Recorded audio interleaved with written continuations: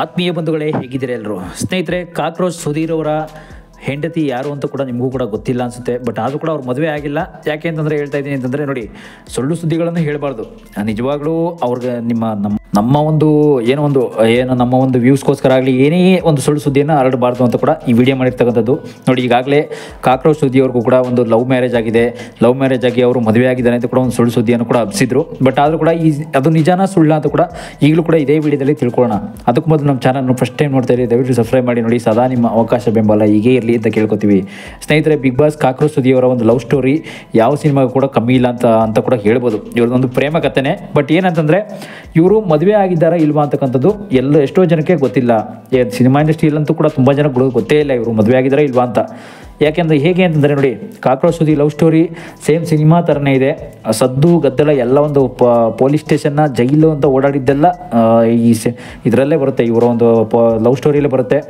ಆದರೂ ಕೂಡ ಸುದ್ದಿ ಅವರು ತಾವು ಪ್ರೀತಿಸಿದ ಹುಡುಗಿಯನ್ನೇ ಮದುವೆ ಆಗ್ತಿದ್ದಾರೆ ಅಂತ ಕೂಡ ಒಂದು ಸುದ್ದಿಯನ್ನು ಹರಿದಾಡ್ತಾ ಇದೆ. ಸಾಮಾಜಿಕ ಜಾಲತಾಣದಂತೂ ಈಗ ತುಂಬ ಹರಿದಾಡ್ತಾ ಇರೋದನ್ನ ನೋಡ್ತಾ ಇರ್ಬೋದು ಇವರು ಲವ್ ಸ್ಟೋರಿನ.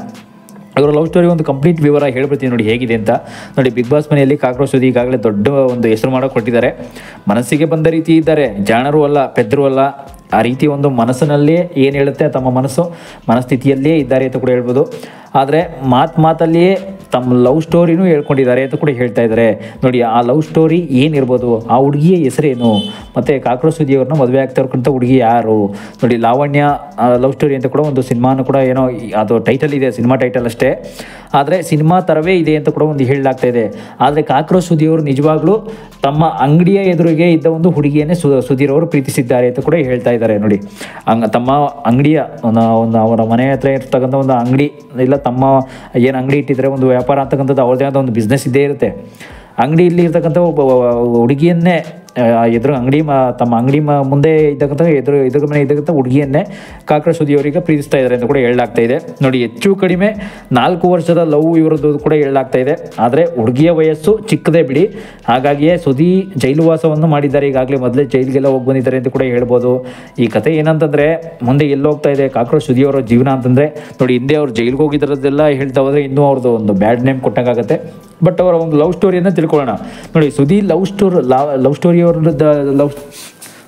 ಒಂದು ಲವ್ ಸ್ಟೋರಿಯಲ್ಲಿ ಲಾವಣ್ಯ ಅವರ ಒಂದು ಪಾತ್ರ ಏನಿರುತ್ತೆ, ಕಾಕ್ರೋಚ್ ಸುದ್ದಿಯವರು ಯಾರು ಅಂತ ಅನ್ನೋದು ಗೊತ್ತೇ ಇದೆ ನಿಮಗೆ. ನೋಡಿ, ಎಲ್ಲರಿಗಿಂತಲೂ ಬೇರೆ ರೀತಿ ವಿಭಿನ್ನವಾಗಿ ಕಾಣಿಸ್ತಾ ಇರ್ತಾರೆ. ಮ್ಯಾನರಿಸಮ್ ಕೂಡ ಇವ್ರದ್ದು ಬೇರೆಯೇ ಇದೆ.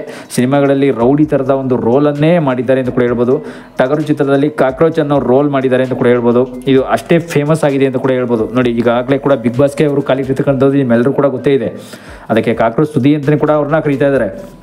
ಇವರು ಕಾಕ್ರೋಚ್ ಅಂತ ಫೇಮಸ್ ಆಗಿದ್ದೆ ಟಗರು ಪಿಕ್ಚರಲ್ಲಿ ಅವರು ತುಂಬ ಸಖತ್ ವೈರಲ್ ಆಗಿದ್ದನ್ನು ನೀವು ನೋಡ್ಬೋದು.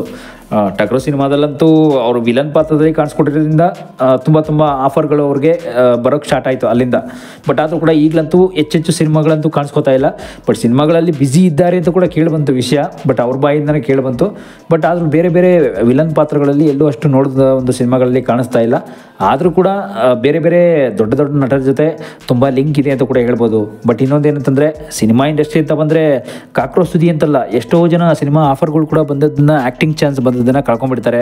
ಅದೆಲ್ಲ ನಿಮಗೂ ಕೂಡ ಗೊತ್ತೇ ಇದೆ. ನೋಡಿ, ಆ್ಯಕ್ಟಿಂಗ್ ಚಾನ್ಸನ್ನು ಯಾಕೆ ಕಳ್ಕೊತಾರೆ ಅಂತಂದರೆ, ನಾವು ಅವ್ರ ಜೊತೆ ಆ್ಯಕ್ಟ್ ಮಾಡೋಕ್ಕೆ ಇಷ್ಟ ಇಲ್ಲ, ನಮ್ಮದೇ ಆದ ಒಂದು ಆ್ಯಕ್ಟಿಂಗ್ ಸ್ಟೈಲೇ ಬೇರೆ, ನಮ್ಮದೇ ಆದ ಒಂದು ಜೀವನನೇ ಬೇರೆ, ನಾವು ಹೀರೋನೇ ಆಗಬೇಕು, ನಾವು ವಿಲನ್ನೇ ಆಗಬೇಕು, ಈ ರೀತಿ ಒಂದು ಅವ್ರದ್ದೇ ಒಂದು ಗುರಿಯನ್ನು ಇಟ್ಕೊಂಡು ಬಂದಿರ್ತಾರೆ.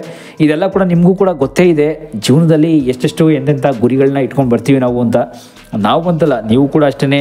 ನಮ್ಮ ವೀಕ್ಷಕರು ಸದಾ ಹೀಗೆ ಏನಂತ ಇಟ್ಕೊಂಡ್ಬರ್ತಾರೆ ಅಂತಂದರೆ, ಸದಾ ಹೀಗೆ ಒಂದೊಂದು ತಮ್ಮ ಮನಸ್ಸಿನಲ್ಲಿ ಒಂದು ಗುರಿಯನ್ನು ಇಟ್ಕೊಂಡ್ಬರ್ತಕ್ಕಂಥದ್ದು ಕಾಮನ್ನೇ. ಬಟ್ ಆದರೂ ಕೂಡ ಇವರ ಒಂದು ಲವ್ ಸ್ಟೋರಿ ವಿಷಯ ಅಂತ ಕೂಡ ಈಗ ನೋಡಿ ನಿಮ್ಗೆ ತಿಳಿಸ್ಕೊಟ್ಟೆ. ಏನಂತಂದರೆ, ಅವರ ಮನೆಯ ಸ್ವಂತ ಅವ್ರ ಮನೆ ಮುಂದೆ ಇರ್ತಕ್ಕಂಥ ಒಂದು ಹುಡುಗಿಯನ್ನೇ ಲವ್ ಮಾಡಿದ್ದಾರೆ. ಅದಲ್ಲದೆ ಒಂದು ಅಂಗಡಿ ಮುಂದೆ ಇರ್ತಕ್ಕಂಥ ಒಂದು ಹುಡುಗಿ. ಅಂಗಡಿಯಲ್ಲಿ ಈಗ ನೋಡಿ, ಅವರು ಸ್ವಂತ ಮನೆ ಇರುತ್ತೆ, ಮನೆಯಲ್ಲಿ ಮನೆ ಮುಂದೆ ಒಂದು ಅಂಗಡಿ ಇರುತ್ತೆ, ಅಂಗಡಿಯಲ್ಲಿ ಕೆಲಸ ಮಾಡಿರ್ತಕ್ಕಂಥ ಹುಡುಗಿ. ಕೆಲಸದವಳು ಅಂತ ಒಂದು ಕೀಳಾಗಿ ನೋಡ್ತಾ ಇಲ್ಲ. ಅಂಗಡಿ ಏನು ಅಂತಂದರೆ, ಅವರು ಸ್ವಂತ ಅಂಗಡಿ ಇರುತ್ತೆ, ಅಂಗಡಿಯಲ್ಲಿರ್ತಕ್ಕಂಥ ಒಂದು ಹುಡುಗಿಯನ್ನೇ ಪ್ರೀತಿಸಿ ಲವ್ ಮಾಡಿ ಈಗ ಮದುವೆ ಆಗಲು ಹೊರಟಿದ್ದಾರೆ ಅಂತ ಕೂಡ ಹೇಳ್ಬೋದು. ಅಂದರೆ ಹಿಂದೆ ನಡೆದಿರ್ತಕ್ಕಂಥ ಒಂದು ಲವ್ ಸ್ಟೋರಿ ಇದು, ಈಗಂತಲ್ಲ, ಆದರೆ ತುಂಬ ಒಂದು 4-5 ವರ್ಷಗಳಿಂದ ತುಂಬ ನಡೆದಿರ್ತಕ್ಕಂಥ ಒಂದು ಲವ್ ಸ್ಟೋರಿ. ಅದನ್ನು ನಿಮ್ಮ ಮುಂದೆ ಬಂದು ಬಿಚ್ಚಿಡಬೇಕಾಗಿ ಬಂತು. ನೋಡಿ, ಸುಧೀರ್ ಅವರು ಹಿಂದೆ ಎಲ್ಲ ಟಗರು ಸಿನಿಮಾದಲ್ಲಂತೂ ಕೂಡ ಎಷ್ಟು ಫೇಮಸ್ ಆಗಿದ್ರು. ಟಗರು ಸಿನಿಮಾ ಮಾತ್ರ ಅಲ್ಲ, ಕೆಲವೊಂದಷ್ಟು ಸಿನಿಮಾಗಳಲ್ಲೂ ಕೂಡ ತುಂಬ, ಅದರಲ್ಲೂ ದುನಿಯಾ ವಿಜಯ್ ಅವ್ರ ಹತ್ರ ತುಂಬ ಫೇಮಸ್ ಆಗಿದ್ದರು. ಯಾಕೆಂತಂದರೆ ನೋಡೋಕ್ಕೆ ಅವ್ರ ಥರನೇ same to same Duniya Vijay ಅವ್ರ ಥರನೇ ಕಾಣ್ತಾ ಇದ್ರು ಇವರು A to Z ಹೇಳೋದಕ್ಕೆ. ಬಟ್ ಯಾಕೆಂತಂದರೆ ವಿಲನ್ ಪಾತ್ರದಲ್ಲಿ ಇವರು ಸೆಟ್ ಆಗ್ತಕ್ಕಂಥದ್ದು ವಿಲನ್ ಪಾತ್ರನೇ ಸರಿ. ಇವರು ನಟ ಅನಿಲ್ ಉದಯ್ ಅಂತ ನೀವು ಕೇಳಿರ್ಬೋದು, ಸೇಮ್ ಅದೇ ಥರನೇ ಇವರು ಕೂಡ ಒಂದು ವಿಲನ್ ಪಾತ್ರದಲ್ಲಿ ತುಂಬ ಬಿಗ್ ಫೇಮಸ್ ಆದವರು. ನೋಡಿ, ವಿಲನ್ ಪಾತ್ರ ಅಂತಂದರೆ ಎಷ್ಟೋ ಜನ ಯಾಕೆ ಹೆದರ್ತಾರೆ ಅಂತಂದರೆ, ವಿಲನ್ ಪಾತ್ರಕ್ಕೆ ಯಾರು ಕೂಡ ಬೆಲೆ ಕೊಡಲ್ಲ, ಹೀರೋಗಳಿಗೆ ಬೆಲೆ ಕೊಡ್ತಾರೆ. ಈ ಥರ ಎಲ್ಲ ಒಂದು ತುಂಬ ಮಾತುಗಳನ್ನ ನೀವು ಕೇಳಿರ್ತೀರ.